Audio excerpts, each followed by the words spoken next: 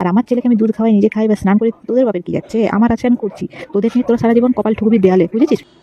Hello guys, আমি আবার তোমাদের সামনে কিছু কথা নিয়ে চলে আসলাম। আমি সচরাচর খুব একটা কারোর প্রোফাইল নিয়ে বা কারোর পেজ নিয়ে বা কারোর কোনো বিষয় নিয়ে খুব একটা মন্তব্য করি না। তো আজকে আমার মনে হলো যে আমার কিছু বলা উচিত একটা প্রোফাইল নিয়ে। একটা প্রোফাইল, একটা স্ক্রিনশট আমি দিয়ে দেবো নিচে, তোমরা দেখো। সেই প্রোফাইলটা থেকে কিছুদিন যাবৎ খুব পোস্ট হচ্ছে আমি সাদা রসগোল্লা খেয়েছি, কোনো কালো জাতীয় মিষ্টি যেরকম কালো জাম বা গোলাপ জাম কোনো মিষ্টি খাইনি। তো তার জন্য আমার ছেলে প্রচণ্ড ফর্সা হয়েছে।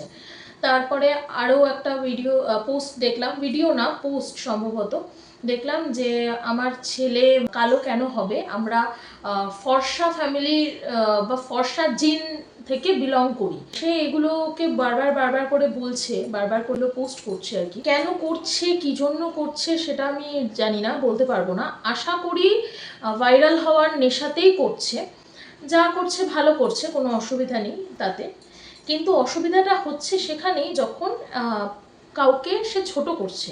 সে ভাইরাল হওয়ার নেশাতে এতটাই মগ্ন যে একটা ছোট বাচ্চা শিশু তাদেরকেও ছাড়ছে না। গায়ের রং চাপা যাদের, বা আমি একদম খোলাখুলি বলছি, যাদের গায়ের রং কালো, ফর্সা কালো, এগুলো তো মানে নেচারের ব্যাপার। যে বলবে ভগবানের ব্যাপার, তো ভগবানের ব্যাপার, মানে মেনলি আফটার অল এটা একটা ন্যাচারাল থিংস, নেচারের ব্যাপার। তো সেইখানে দাঁড়িয়ে এজেড পার্সনসদের সে অপমান করছে, ছোট করছে, সেটা অবধি ঠিক আছে। কিন্তু যখন সে সেই ব্যাপারটা মানে একটা ছোট শিশুকে অবধি ছাড়ছে না, মানে কেন আমার ছেলে কালো হবে, আমি সাদা মিষ্টি খেয়েছি, সাদা মিষ্টি খাও, আবার সে অ্যাডভাইস করছে, মানে যখন থেকে প্রেগনেন্ট হবে তখন থেকে তুমি রসগোল্লা খাও, চমচম খাও, মালাই চমচম খাও, মানে সাদা মিষ্টি খাও। এগুলো কি, এগুলো কেন করছে?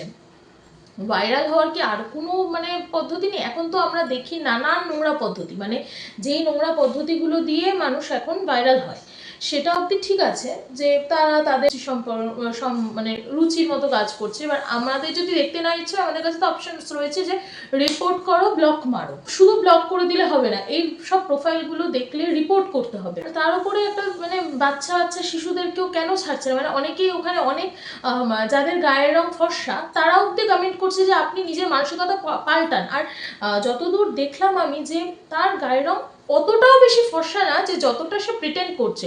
ফিল্টার মেরে ছবি দিয়েছে, মানে ছবি দেয়, সে দিয়ে প্রিটেন্ড করে। কালকেই সম্ভবত একটা পোস্ট তিনি করেছেন যে মানে আমার ফটোটা কিরকম কালো লাগছে আমাকে আর আমার, আমি তো তার ছোট বাচ্চাটাকে নিয়ে রয়েছেন, আমি আমার আর আমার ছেলেকে কতটা কালো লাগছে দেখো। আমরা যদি কালো ফ্যামিলি থেকে বিলং করতাম তাহলে আমাদেরকে ঠিক এরকম দেখতে লাগতো। আমি বাইরে বেরোতে পারতাম না, আমি মুখ দেখাতে পারতাম না কাউকে, আমার লজ্জায় কুঁকড়ে থাকতে হতো। সত্যিই কি আমরা সভ্য হয়েছি আমরা, নাকি আমরা এখনো সেই অসভ্যটাই রয়ে গেছি? মানে নামেই আমরা সভ্য মানুষ, মানে নামেই আমরা স্মার্টফোন ইউজ করছি, কিন্তু এখনো সেই মেন্টালিটি রয়ে গেছে আমাদের সেই টেলিফোনের যুগে, মানে তাও হয়তো এরকম থাকতো না।